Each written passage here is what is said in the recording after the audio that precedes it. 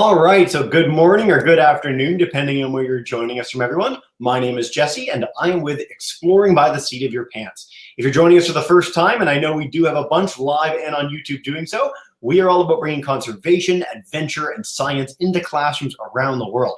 So today is very exciting. All month long, we are highlighting space. That is our main focus. We've got some NASA engineers, some astronauts, some CSA personnel. It's been a really great time.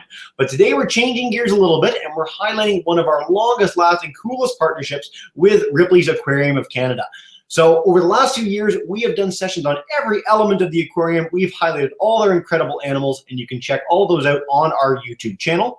But today, we're diving in with one of my favorite animals in one of my favorite places. So Janat is an educator at Ripley's Aquarium, and he is going to walk us through the sawfish. So World Sawfish Day was just a few days ago. We're celebrating that today. They're one of the most iconic and amazing animals at the aquarium. They're very endangered. We're going to learn a lot more about them and dive in at the Dangerous Lagoon, the largest tank at Ripley's. So without further ado, thank you so much for joining us today, Janat, and take us away. Awesome, Jesse. Thank you for that awesome introduction. All right, so now you guys know my name is Janat, and I'm an educator here at the aquarium. I also have Katie helping me out. She's providing this awesome view inside the tunnel. So just like you said, we're at our Dangerous Lagoon exhibit. This is the largest exhibit in the aquarium. It's actually home to most of our largest animals, and it houses roughly 3 million liters of salt water. So it's a really, really big tank. Now, another cool feature about this tank is that it has this cool underwater tunnel, which you're seeing the view from right now.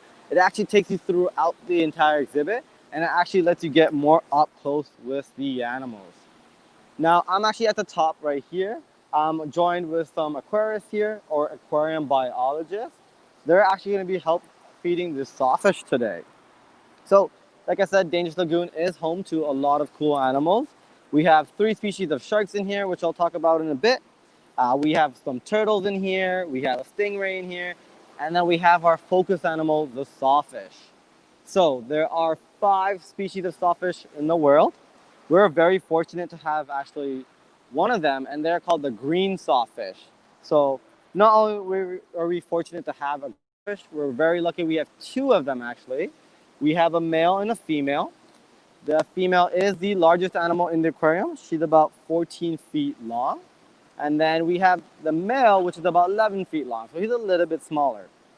Now, all these sawfishes in the world are actually critically endangered or endangered. So the green sawfish is actually critically endangered.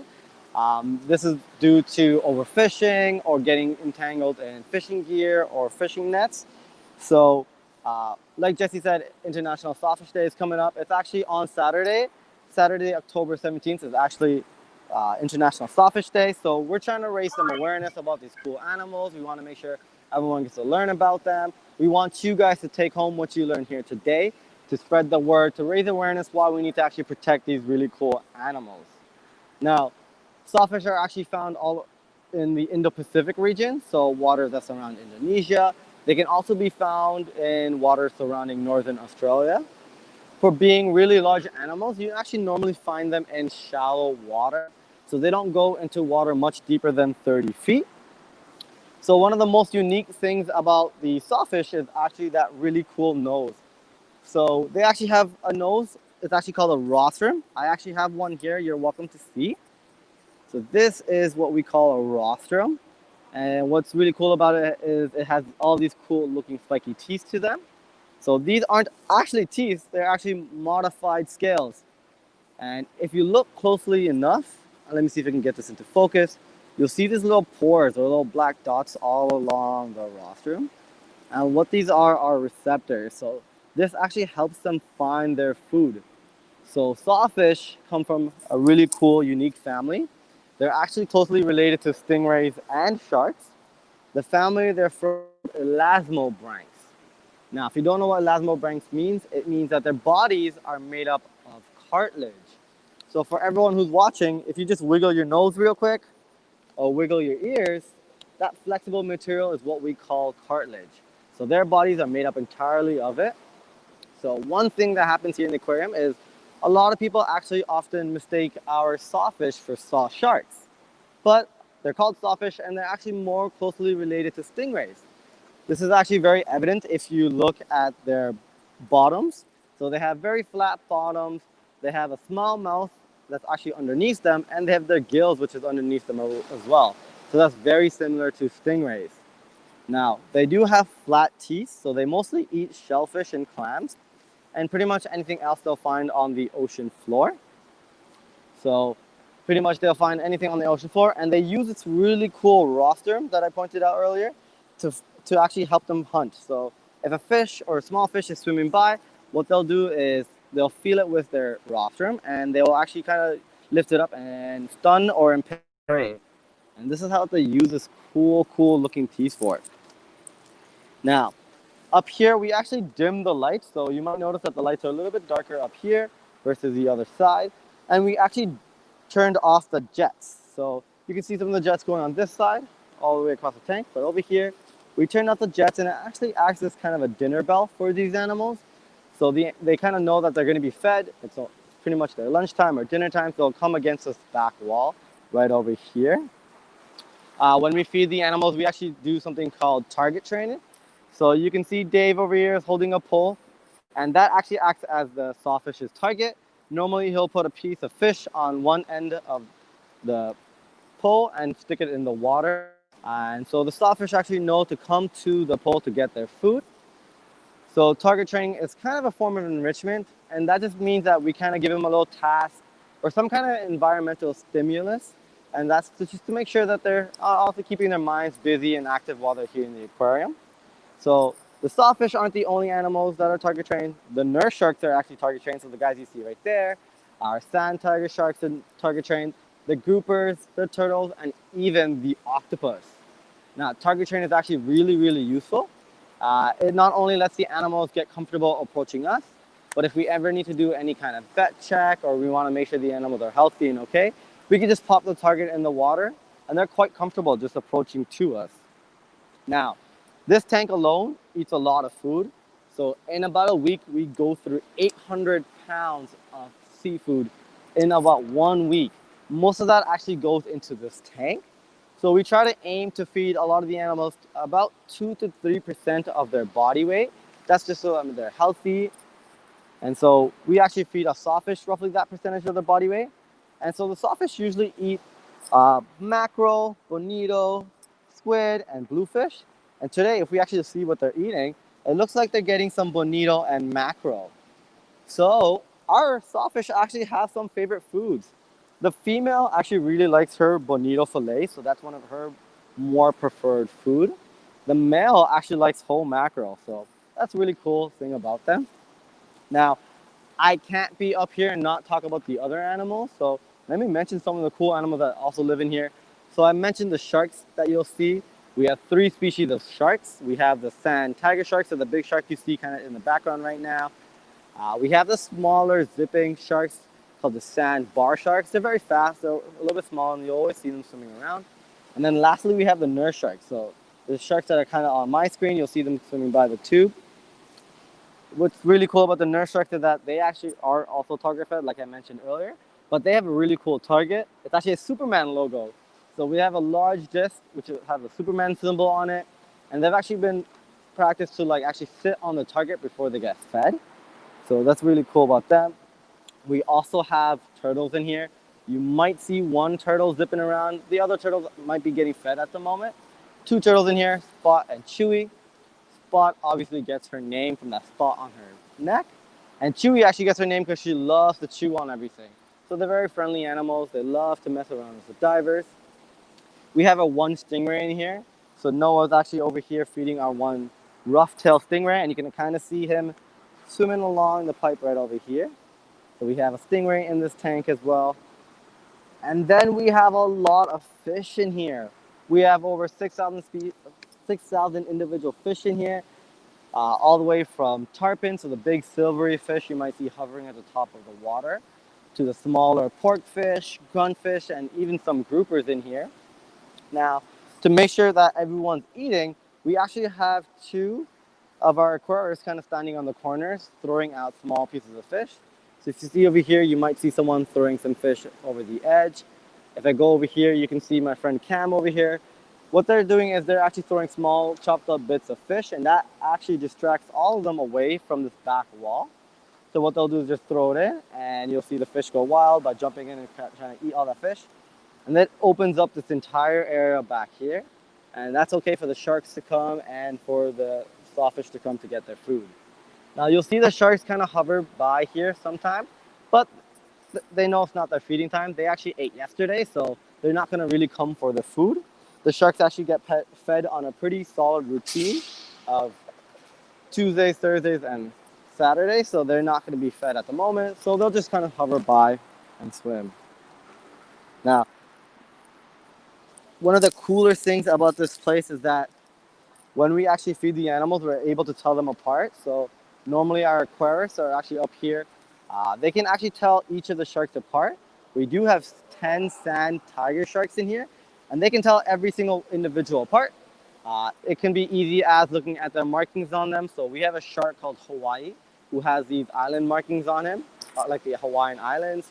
We have a shark with a spot on its cheek called spot cheek. So it's very cool that we can actually tell these animals apart to make sure that they're eating. All right, Jesse, I don't think our sawfish is actually quite hungry today, so she might just be hanging out on the bottom. So we can actually jump to questions if you have any questions right now. With live animals, you never know how it's going to happen. That's half the fun. Never know. That was awesome, man. And Katie, thanks for all the amazing footage from underneath the Endangered Lagoon. We have over 120 people joining us on YouTube from around the world, so welcome in. If we've got any full teachers, let me know where you're joining from. And please, let's keep the chat on YouTube to just questions from teachers. We'll make it a lot easier to find some great queries. But we're going to go to our live classes now. So you've got 3 classes joining us right now from across North America. I'm going to start with Miss Peltzer's class. They are coming in from Stirling in Ontario. So Miss Peltzer's group, come on in and ask a question. Just demute your mic. All our teachers can actually demute their microphones, and you're good to go. Thanks, guys. Okay, we have one question from Stirling, Ontario, and Nella's going to ask. Do you feed the sawfish at the exact same time every day? Nice. That's a really good question. Awesome. So yes, the sawfish actually do get offered food every single day at the same time. Like you saw today, sometimes they don't come up. That's actually up to them. But we do make sure we write down who's eating what and when. But yes, they are offered food every single day. Awesome question. Yeah, fantastic, guys. Thanks so much. So let's go to Mr. Bree's class. They're joining us in Oakville, Ontario. Welcome in, guys, and ask away. Hi, thank you very much.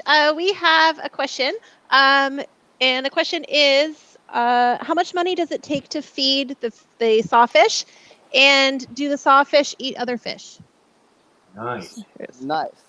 So how much money does it take to feed the sawfish, and do they eat other fish? So with this tank, all the animals are actually very well fed, so none of the animals actually eat each other. So that's one of the things we do to make sure that they're not actively hunting. My number one thing to say is that the sharks in here and the sawfish are actually very lazy. They're too well fed. When we feed them, we actually take the bones out of the fish. We cut the heads and tails. So we really spoil the animals, so they don't have a need to hunt or eat any of the other fish in here. So same thing with the sawfish. They don't really want to hunt any of the fish. They don't want to eat. They'd rather just wait and get basically a hand-fed platter right to them. To the question of the cost, I actually can't answer that question. I unfortunately don't know how much money actually gets spent into feeding the sawfish. I can imagine just for the aquarium in total, it's definitely over a couple $100,000 just for seafood. Yeah. Awesome. Thanks, Jeanette. And it is expensive. One thing that we cover with zoos and aquariums a lot is that to have high-quality seafood for that many animals is expensive. It's a big part of the operating budget, but it's a really exciting opportunity to highlight, some cool stuff going on at these places. And yeah, great question, guys. Sorry. Let's go to Miss Gibbs' class. Now, you guys came in a little bit after, so I'm going to bring it to you. Miss Gibbs' class is in Whitby. If you guys have a question for us, you're welcome to join. Demute your mic and ask. And if not, I've got a whole bunch on YouTube to share. So, Miss Gibb, are you around? We'll find out in a second. While we're waiting for you, Jeanette and Katie, I'm going to come back to Miss Gibbs in a second. Miss Burt wanted to ask, how are the sawfish and sharks getting along in the tank? Do they leave each other alone in the wild? So yeah, so they're actually getting along really well. You can see them. You can see multiple sharks. They're just swimming by each other. Like I said, we do have 3 species of sharks in here, and they get along really well. No one's really biting each other. No one's getting in each other's way. Sometimes they might swim into each other accidentally, but they'll just swim the opposite way after that. So they do get along pretty well. In the wild, actually, most of these animals can be found in the same habitat. Dangerous lagoon actually is supposed to mimic the Atlantic coast. So just off of Florida, for example. But unfortunately, you won't find too many of these animals close by each other. The open sea is a very vast place. Sand tiger sharks, you'll see them quite often, but you won't see sawfish too often near them. Sandbar sharks as well too. Because sharks are predators and they do eat a lot of animals, you won't see multiple predators in the same area too often, but you'll obviously see turtles where you might see sharks. You might see these fish where you might see the sharks, but sawfish and sharks, most likely you won't see them together. Fantastic. Thanks, Jeanette. All right, I'm going to go back to our live classes, Ms. Peltzer, Mr. Bree's class in a second. Ms. Gibb, if you want to type in the chat bar if you're here and are listening and have any questions, please do. But I want to take this question from Ms. Wyatt in Kelowna, BC. More about what they use their saw for. Are they dangerous, and do they have any predators, Jeanette? Oh, really good question. So this saw right here, they use it to find their food, basically. So like I said, it has a bunch of receptors. If you look closely enough, you can kind of see the pores on them. And so they have these receptors that help them find their prey. So if a fish is swimming by, they'll be able to lift it up and kind of whack it to stun and impale their prey. They can use it to defend themselves. So some of their natural predators when they're young would be like crocodiles and bull sharks. So that's something that would eat them when they're younger. But once they get to a decent size, maybe around 10, 11 feet, nothing's really going to bother them, especially with that really long rostrum of theirs. You can see our male, who did swim by earlier, he's quite a big size for being 10 to 11 feet. So not too many animals would try to attempt to predate on them. But yeah, that's a really good question. Fantastic. Thanks, Jeanette. All right, let's go back to Ms. Peltzer's class. See if you guys have a question for us. Just demute your mic and you're good to go. All right. Yeah. How many teeth do they have? Ooh. How many teeth do they have? I love the questions, guys. So for the sawfish, they can have anywhere between 24 to 32 teeth lined up on their rostrum. That actually varies between the species. If you're talking about the teeth that's inside the sawfish's mouth, or like say, for example, a shark's mouth, that's over 100 different teeth. So sharks have this really cool thing. It's just when they lose one tooth, another one kind of pops in to replace it. They have rows and rows and rows of teeth lined up in their back. So if you ever get a chance, I'd definitely say check it out. Even on Google, just check out a picture of the jaws. So I can't tell you how many teeth they exactly have, but in a lifetime, they can lose over like 1,000 teeth. So again, awesome question. Yeah, great, guys.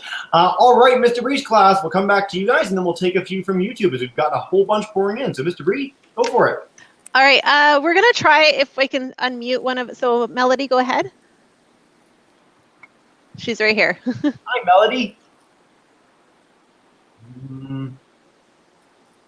So we can see her, but we can't hear anything from where we are. All right, let's see if one of them actually comes to eat, if you guys want to see. So we can't hear any questions, Okay. Mr.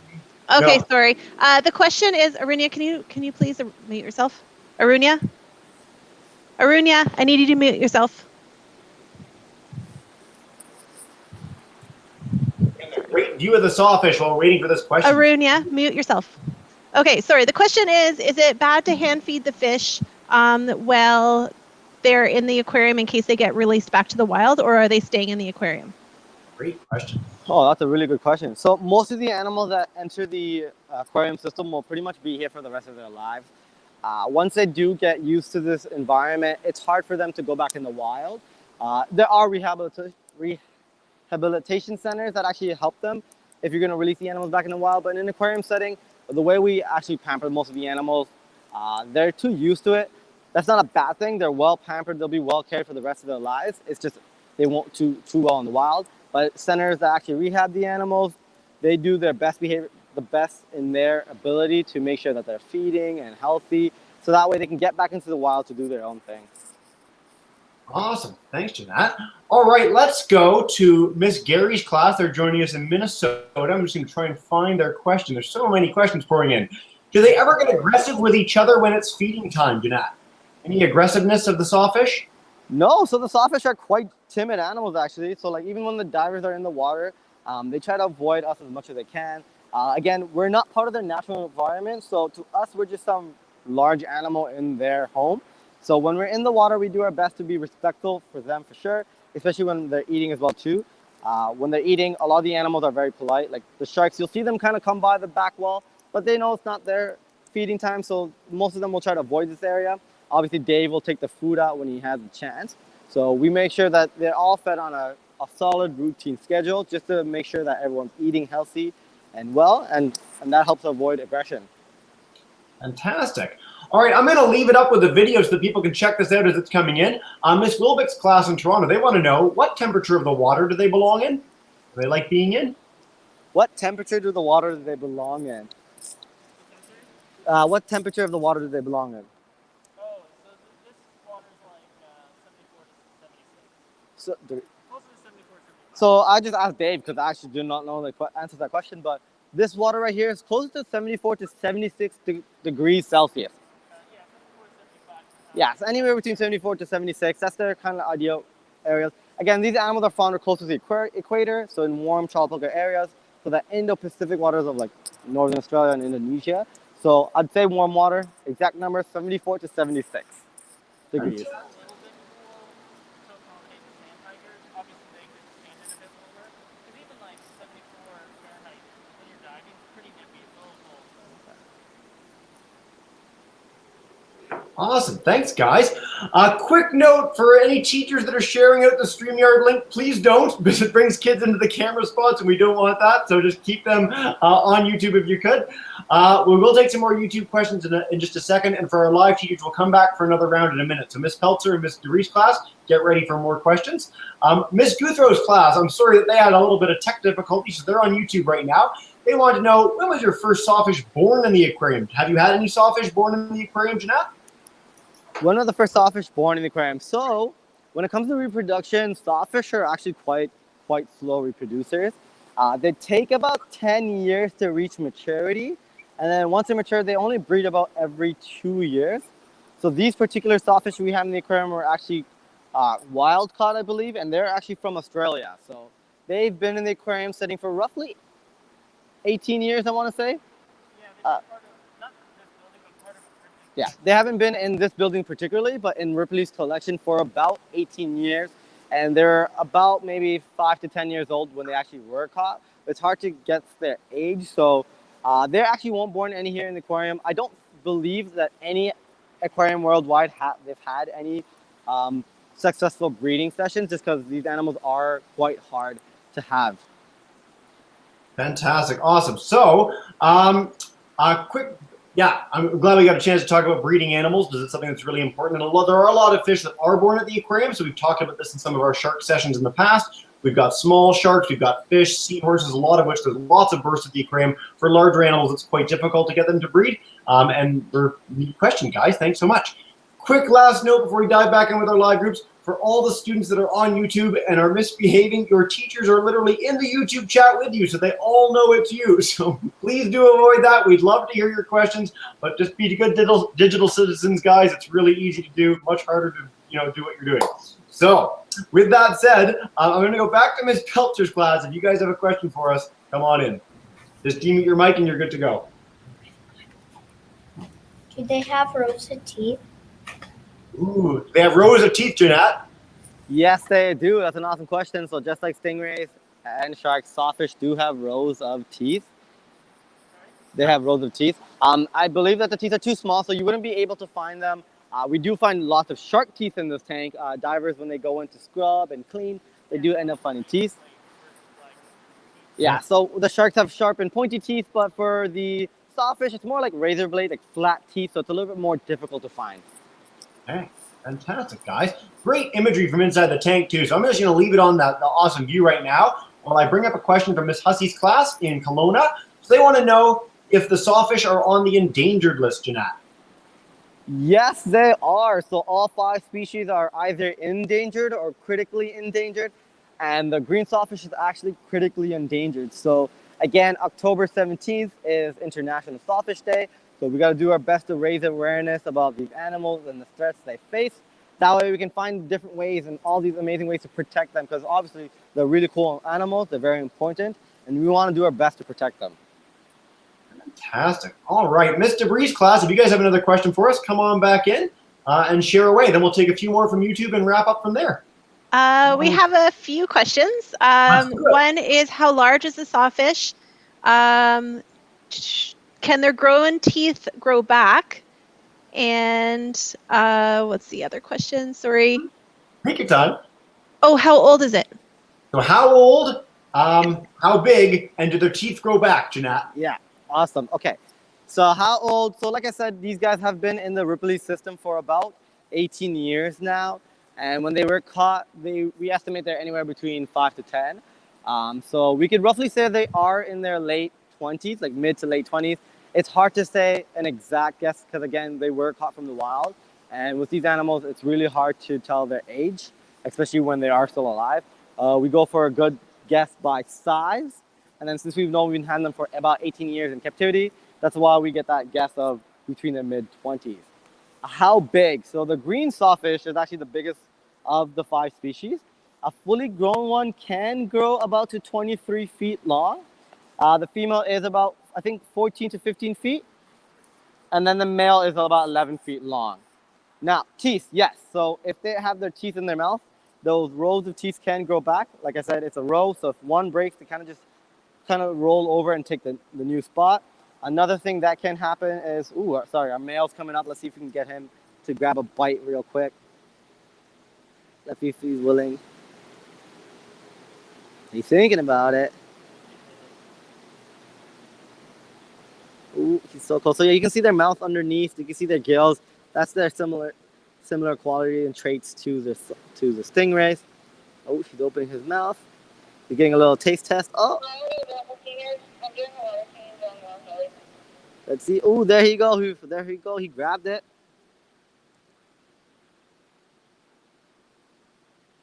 All right, so we can say we successfully got us to see a sawfish eat. That's amazing, guys. Going back to that question, yeah, if they break their teeth inside their mouth, they can replace them. These teeth that are found along the rostrum, they can regrow back too. As long as it's not broken at the base, they're actually fully able to replenish them. That was awesome. How cool was that? Thanks, guys. Great footage. All right, we're going to wrap up with just a few quick questions. So, Miss Wilbeck's class, what is their lifespan in the wild versus their lifespan in the aquarium, guys? So what is the lifespan in the wild versus in the aquarium? For that question, I actually might have to pass on to Dave. Dave, what is their lifespan in the aquarium versus in the wild? I mean, they have the potential to live pretty close to what they would be in the wild. The problem with green sawfish in particular, relative to even other sawfish, is a lot of their life history traits aren't super well understood. So the information we use for them is actually generally extrapolated from what we know about other species. But certainly living in excess of 35 years should be possible. Can they get that old in an aquarium? As long as you take care of them. So obviously there's certain challenges with keeping aquatic animals. We have to control their entire environment, we control their diet. We have to make sure they have safe access to food and stuff like that. So as long as you're due diligent, sorry, she's coming up. No problem. So like Dave said, if you didn't hear him too properly, so it's very hard to guess. We don't know too much about these animals. We can say that they can live anywhere between 35 to 50 years. I believe the green sawfish is actually one of the longest lived of the species. Like Dave said, as long as they're healthy, they're eating, and we do our best to make sure that they're doing okay, we can obviously try to push them to 35. There's a lot of external factors that take place, but I'd say anywhere between 35 years old is how long they can live for. Yeah, fantastic. It's one of our biggest questions we've got on YouTube as well. And one thing I want to note too, and Jeanette, you can speak to this before we wrap up. So we get a lot of questions about animal welfare whenever we're at the aquarium, whenever we're at zoos. Can you speak a little bit to AZA or CAZA certification and what that means and that you guys have it? Yeah, so we have the AZA certifications for aquarium and zoos. It's like a standard that you have well-being to take care of these animals. So that means like they have a really good environment. We know that they're healthy, they're fed. We have vets who come in like twice a week, 3 times a week to make sure that the animals are healthy. We can do in-house stuff. Like with these animals, especially the sharks and sawfish, a lot of their food is frozen, so they lose a lot of nutrients. So we actually supplement their food with vitamins as well too. So there's a lot of care that goes into taking care of these animals. And having that AZA accreditation is kind of like a stamp of approval. So places that have this, it's like, hey, you're doing a really good job. You're doing really fantastic. You're able to take care of these animals to the best of your abilities or to the best of your capacity. Fantastic. We always like to highlight that when we can. Ripley's Aquarium of Canada, a fantastic organization, does amazing animal care, and again, cares for many, many thousands of individual animals and hundreds of species. And you can check out way more of that on our YouTube channel if you want to see some of the past sessions that have been really fantastic. Jeanette, is there any last message you'd like to share about the aquarium? If we have kids in Toronto or in the general Toronto area, can they come to the aquarium right now? Yes, the aquarium's actually open at the moment. You're welcome to come in. Our hours are obviously from 10 to 8. You can find me or any of the other educators here. I love to ask us questions. You can see all the cool animals in here. Okay, always come by, guys. Check it out. One of the things I'm always going to say again, International Sawfish Day is October 17th, this Saturday. So make sure you take all of the information you heard today and just spread the word to your friends, your family. We want to make sure we raise awareness to highlight these beautiful animals, and so we can do our best to protect them. Fantastic. Thank you so much, guys, as always, for a really, really cool session. Amazing that we got some sawfish feeding live on camera, some beautiful imagery throughout the whole broadcast. So I'm going to bring that up one last time. And as you know what we do at the end of every session, I'm going to bring in our classes, Ms. Debris and Ms. Peltzer. If you guys want to join me in saying a big thank you to the aquarium team, go for it. You are all in now. Can do a big wave and goodbye. Thank you so much, everyone. Have a wonderful rest of your day, guys.